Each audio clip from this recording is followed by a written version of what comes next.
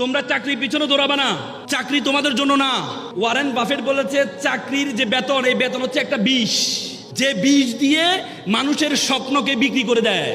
তোমরা এক একজন এক একটা উদ্যোক্তা হও, তোমরা বড় ব্যবসায়ী হও। আলিবাবার প্রতিষ্ঠাতা জ্যাক মা একটা চমৎকার কথা বলেছেন।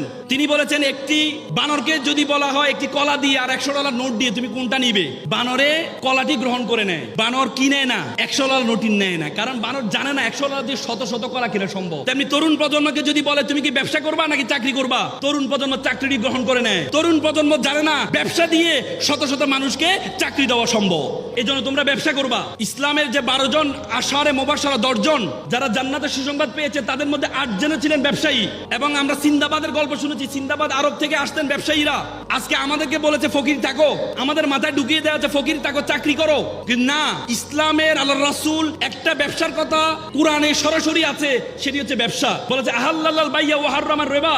এই জন্য তোমরা গরিব, তোমাদের মাথার মধ্যে ঢুকিয়ে দিয়েছে চাকরি করো না, তোমরা এক একজন উদ্যোক্তা হবা, এক একজন ব্যবসায়ী হবা। যদি ব্যবসায়ী হতে পারো তাহলে তোমরা এক এক জায়গায় গিয়ে রাজ করতে পারবা।